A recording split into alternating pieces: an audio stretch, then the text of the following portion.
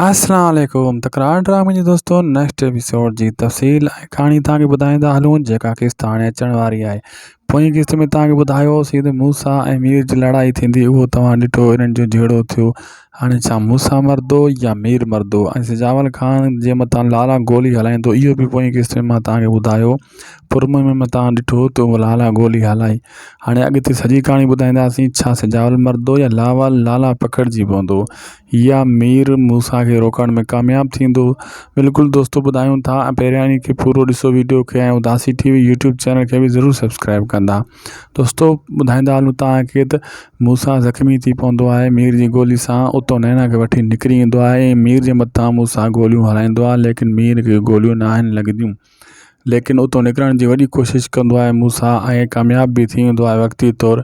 लेकिन मीर पीछो न छॾंदो आहे। मूसा जे कॾु हूंदो आहे, उहो ज़िद ते अड़िजी वियो आहे, हू बि ज़िद ते अड़िजी वियो आहे।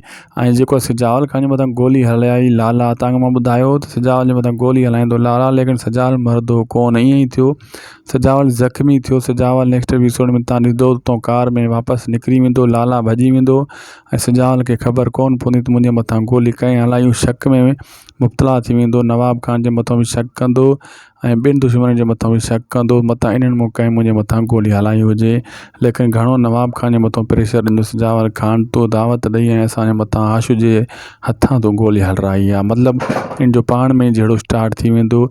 ऐं लाला फ़िलहालु वक़्ती तौरु फ़ाइदो वठी वियो। अॻिते लाला जी बि ख़बर पवंदी बाद में, जॾहिं आहिस्ता आहिस्ता सिजावल खे लाला जी तरफ़ शक पवंदो। लेकिन नवाब ख़ान क़समूं खणंदो, मूं गोली न आहे हलाई। लेकिन नवाब ख़ान इहो बि सोचींदो त टियों दुश्मन केरु आहे।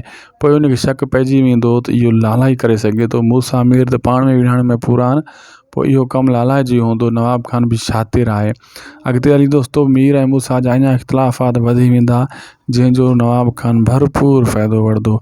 वीडियो पुॻा पंहिंजी पुॼाणी ते पेज ऐं यूट्यूब चैनल खे सब्सक्राइब फॉलो कंदा।